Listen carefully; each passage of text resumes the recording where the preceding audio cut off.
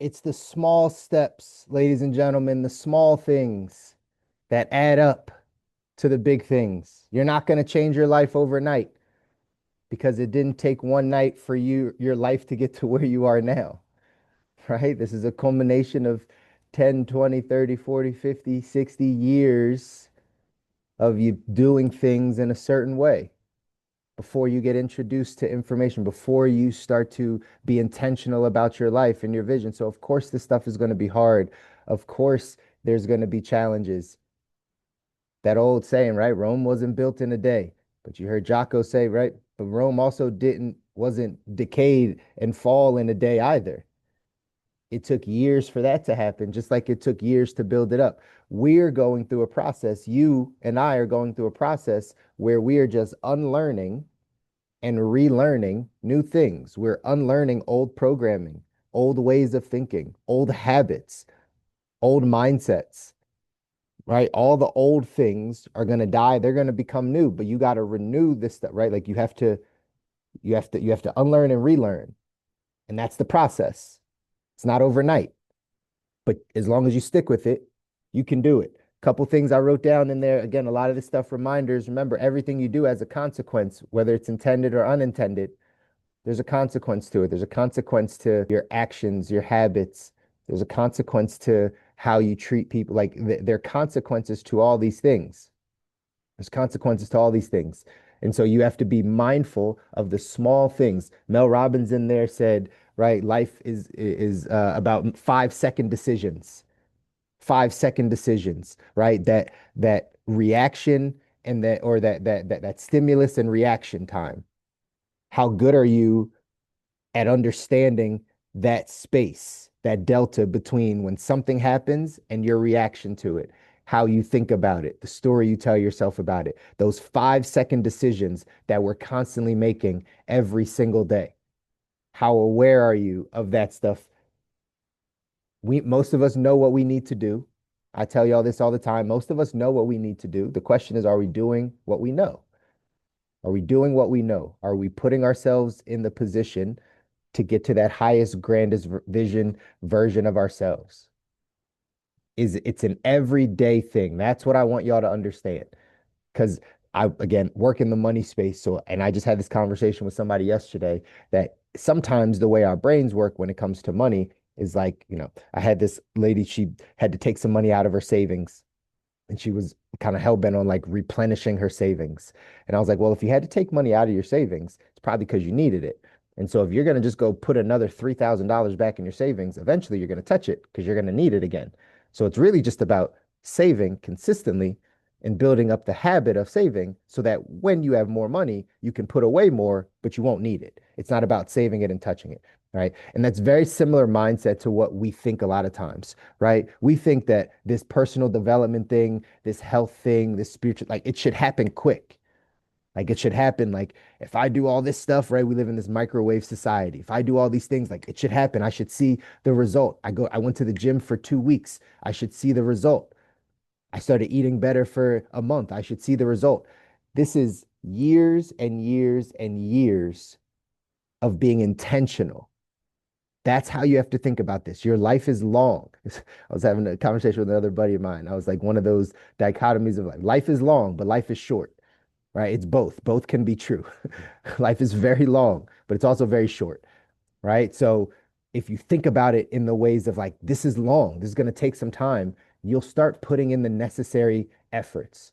You'll start taking the necessary time to say, you know what? Every day I'm getting better. Every single day I'm getting better. I don't take a day off. I don't have this 5 day on, 2 day off. Like I eat good for 5 days and then I don't eat good for 2 days. It's every day I'm getting better. Every day I work out. Every day I move towards right that best version of myself. And you guys got to get this. One of the things I think it was Brian Tracy in there talked about going for no. There's a great book called Go for No. Great book, but basically the premise is you have to continue to get rejected, to go for the no's because it makes you quicker on your feet. It makes you fast. Like when Alex Hermosi in there said, volume negates luck. Volume negates luck. It's such a true saying. When you do something a lot, you're not lucky. You're experienced. You've done it a lot. It's no longer luck. Volume negates luck. We struggle with volume. You struggle with doing a lot of things. The example he gave of the pottery class, another great one. One group gets to say, "Hey, your assignment is to make the best possible, bowl or vase or whatever it is," and the other one needs to pump out as many as possible.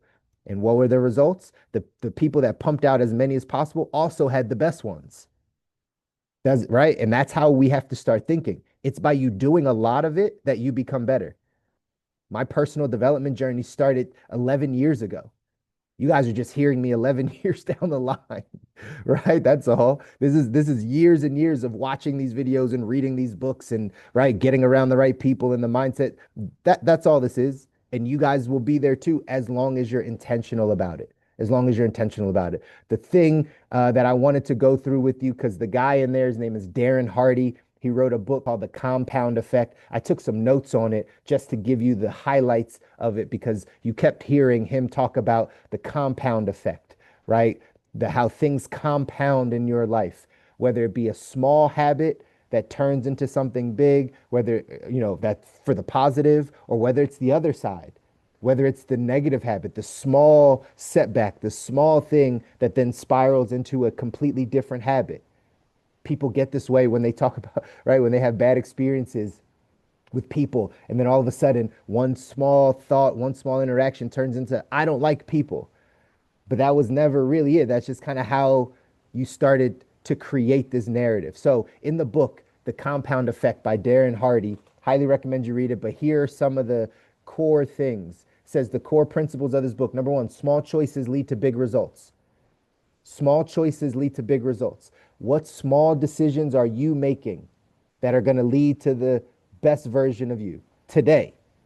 Not next week, right? Not when October starts, but like today, what can you go do? What small choice and decision can you make that will lead to the big result that you're looking for? Is it in your health? Is it just eating something better today than you did yesterday? Is it moving your body a little bit more today than you did yesterday?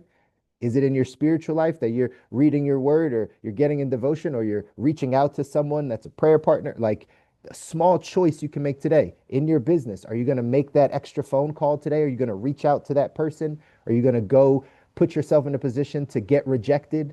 Are you going to study for that thing? Like what small choice are you going to make and that you keep making every day that then lead to the big results? Says here, the central idea is that tiny, consistent steps, whether positive or negative, build upon each other to produce either success or failure over a long term. So small choices, making small decisions. Second core principle, he says, patience is key. And many of us need a little more patience, right? We all could probably work on having a little bit more patience. Patience is about how you wait. It's not about just waiting. It's about how you wait. I actually have patience tattooed on my arm, right? One of my first tattoos ever, right? Patience is key. Life is long. It's also short, but life is long. So, how patient are you with the work? It says here, for the compound effect to work, you must be patient and have faith in the process. As results are not immediate, but accumulate gradually like a snowball rolling down the hill. When you are confident that you have done the small things every day, when you have done the little work every day, you can have patience to know and faith to know that it's going to pay off. That if you keep doing good things, you are going to get a good life. Like that's the way it works. You have to have faith that that's the way it works. You have to have patience. It may not happen in your time. It may not happen next month. It may not happen next year. But if you have patience and the faith to trust this process, to know that you're doing the right things. Now, again, like Tiger Woods said in that video, if you don't do the work, you can't expect it. You don't deserve it. You didn't do the work. It's not about just having patience and not doing work. Faith without works is dead, right? Like you gotta you gotta do some work, the hard stuff every day, and then just know that it's gonna pay off. But patience is key, y'all. Patience is key. I say it this way, micro speed, macro patience. Micro speed, macro patience. I think I posted this on my Instagram a while back.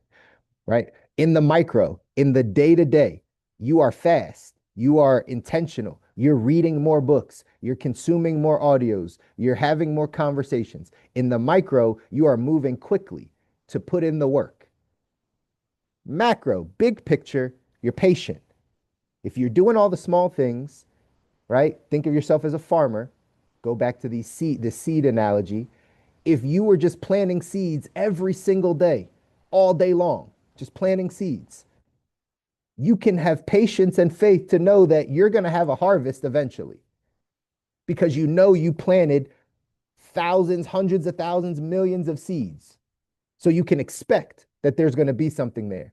That's how you have to start looking at your life. The work that you're doing, the small things you do every day should give you the faith to know that good things are going to happen. So that's the second principle. The third core principle in the book, The Compound Effect by Darren Hardy, says discipline is essential. Discipline. And when we cross reference this in the text, 177 Mental Toughness Secrets of the World Class, it says discipline is a decision. You don't need more motivation to be disciplined. You just need to make a decision that you're going to do something. It says here, success isn't about luck or massive leaps. It's about consistent effort, hard work, and commitment to your habits and goals, even when results aren't immediately apparent. That's what discipline is. It's just being consistent in your effort, in the small things. When you say you're going to read for 30 minutes a day, read for 30 minutes a day. When you say you're going to make your bed, make your bed. When you say you're going to wake up at a certain time, like it's the small, consistent efforts that build momentum, give you the discipline you need to go after your goals. But this is about shifting your thinking, shifting your mind so that you can start to create the right thoughts that help you create the right actions, that help you create the right habits that start pointing you in the right direction. So those are some core principles from that book, Compound Effect by Darren Hardy. They said some key strategies in the book. Take 100% responsibility. He talks about this a bunch in the book. I've talked to you about it before. It's in 177 Mental Toughness Secrets of the World Class, right? This is just you taking ownership of your life. When you hear me talk about the employee mind versus the entrepreneur mind, one of the key traits of the entrepreneur mind is you take 100% accountability and ownership for your life. That's it. That's how you get to the life that you want. It's no one else's fault. It's no one else's issue. It's yours. How do you handle this? Right? That's what this is about. Life is 10% what happens to you, 90% how you react to it. And you get to control your reactions. So do you take 100% responsibility? It says here, you are solely responsible for your actions and your outcomes. So take ownership of your life and make conscious, deliberate choices. This is easier said than done. We all get a little blame game in us every once in a while. We all get to throw a little pity party for ourselves every once in a while, every different seasons of our life, where we say it's that person, it's that thing. Once you take full ownership and responsibility, your life changes. In the book, it says track your progress. Use tools to monitor your daily actions. Do you have a way to monitor if you're moving in the right direction? Do you have a way to monitor to see if you're getting closer to your goals? How clear are you? How much are you holding yourself accountable? That's about tracking your progress. Control your inputs. You've heard this before. Be the gatekeeper of your mind by choosing educational and inspirational information, avoiding destructive inputs that won't help you grow. Stop watching the news. Stop taking in information that leads to, you know, fear and worry and doubt and the ills of the world and all the crap that they try to feed you. You have to be intentional about what you put into your mind. If you are going through a health challenge, you should probably listen to things that empower you around your health. If you're going through a financial challenge, you should probably listen to things and read things that'll help empower you to take control of your finances. You're going through relational things, you probably should listen to, read, watch things that are going to help you get better in your relationships. This is almost common sense, but common sense isn't always common because we're distracted, because it's not easy, because it's not fun, because it's not entertaining, because you don't get that dopamine hit that social media gives you or going out gives you. Like, we have to rewire our brain if we want to be successful. If we want to get to that life we don't need a break from. You got to control your inputs. Good inputs give you good outputs. The opposite is also true. Fourth thing, key strategy said, watch your associations. Again, you've heard this before too. Are we doing what we know? Are we doing what we know? Watch your associations. Who are you around? You're the average of the five people you spend the most time with. You're the average of the five people that you text the most. You're the average of the five people you talk to the most on the phone. That's you. That's who you are. Parents would always say, well, apple doesn't fall far from the tree, right? You show me your friends, I show you your life, right? Like that's true. How much are you adapting to that? How much have you gotten around new people, better people, people that are helping you grow, learn? I'm glad I could be a part of this journey for you, but you need others. I'm not where you are, right? You need others. You need people you can talk to, sit down with, hang out with, all those things.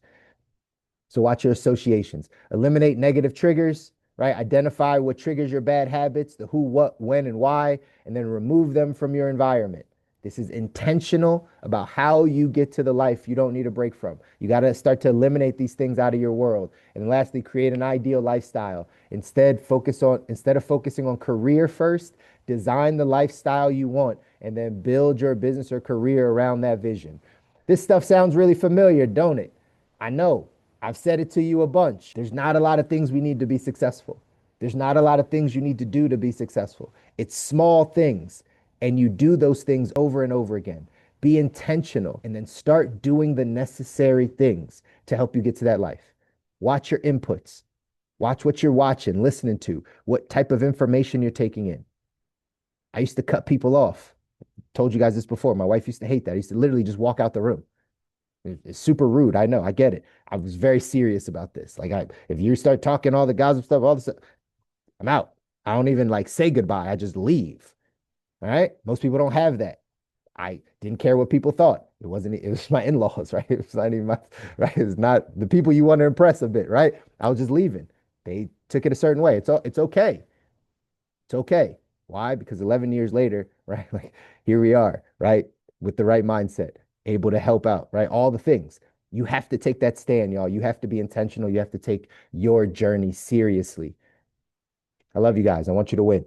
You deserve to win. Your families deserve it.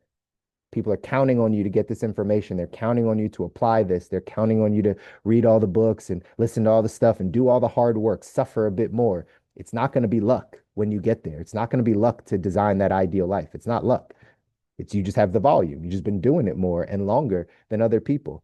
And you're willing to do more than other people to get to the life that you want. I'm here with you on the journey. Go out, do something that scares you today. I'll see you back here on Friday. Love you guys. Take care.